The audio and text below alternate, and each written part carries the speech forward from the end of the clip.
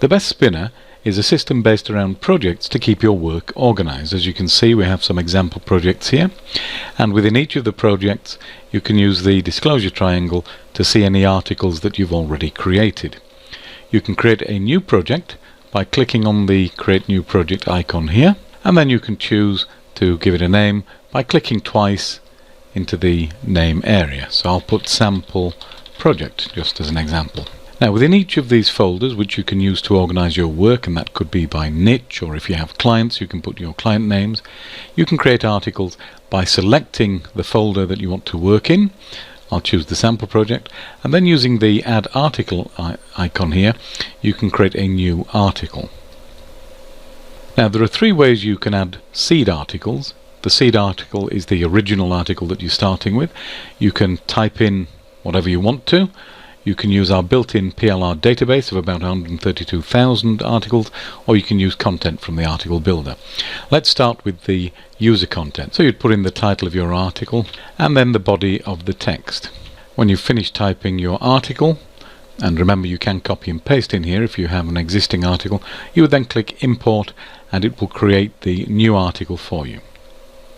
I'm going to create a new one to show you the PLR and article database options. And using the PLR database we have, you can choose a specific category. You can see the list here. I'll choose health and fitness, and then a subcategory. I'm going to do weight loss.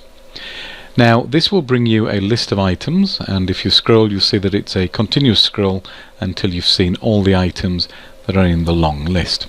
If you want to preview an article, just click on the preview button and you'll see the article before you choose it. To choose an article, you simply double click on the article title, and then you've now got the article ready to start spinning. I'll show you how to use Article Builder now.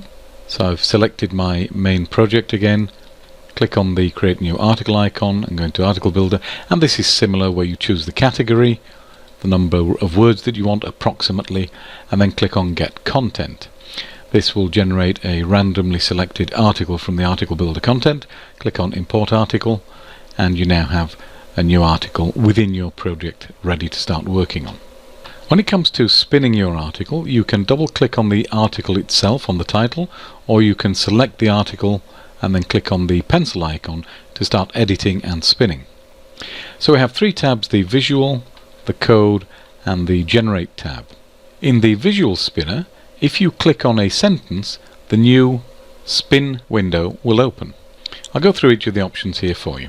In the New box you can type in a new version of the sentence that you're seeing here, and then when you've put the variation, click on Add Variation to add it into the spin. So we now have two variations, and you can continue doing that as frequently as you wish.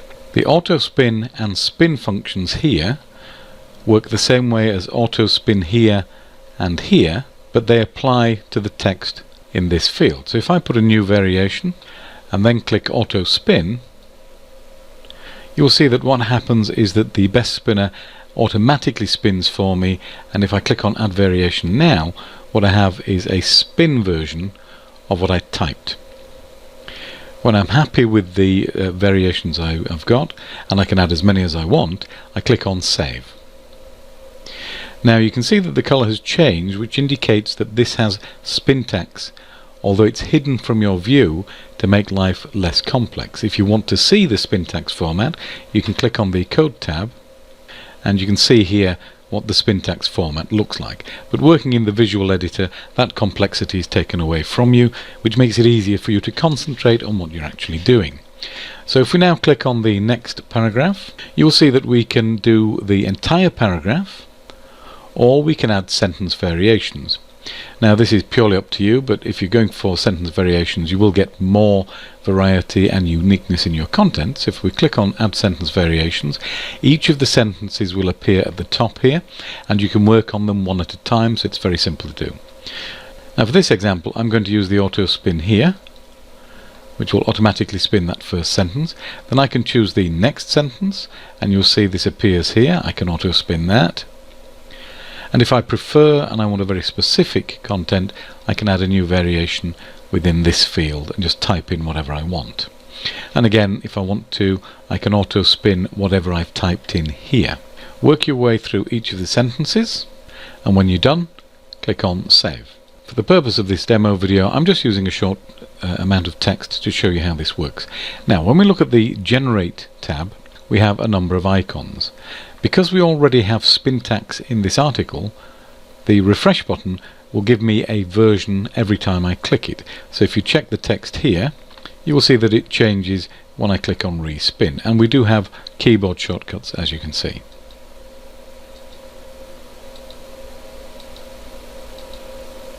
This icon allows me to copy the currently shown article to my clipboard, so I can paste it into Word or wherever I want to use it. This icon allows me to download a number of spun versions, and I can choose the number here. So I could choose 5 different variations, click on download, the variations will be prepared, and then we can download the zip file, and then we've got 5 variations of our original article. Now the next one is the generate and compare, and this will allow me to specify that I'm only interested in articles with a certain minimum uniqueness. So if I wanted articles that are at least 40% unique, and I want, let's say, 8 of them, click on generate, and now what I can see is the percentage of uniqueness in this table. If I want to look at the articles, I can actually click on the cell, and I can see in yellow any of the areas that are the same wording. So I can see visually how similar the articles are. If I now click on the download icon, this will download only the articles that have a minimum percentage uniqueness of 40%. So if we had an article at 33%, like this one for example, that one won't be downloaded. And again, this comes in as a zip file. So this is a very useful way of making sure you get a certain uniqueness level for your articles. You can post directly to your blog by using the post to blog icon, and you can add as many blogs as you like, and to add a new blog detail you click on the plus sign here. The URL should be the link to the main domain of your blog. The username has to be a user on that blog with at least editor privileges, and then put in the password and click on add blog. That will add the blog for you, and you'll then be able to post to that blog any new articles you create in the future. I've added a demo blog. Once you've added some blogs, you can choose the one you want to post to.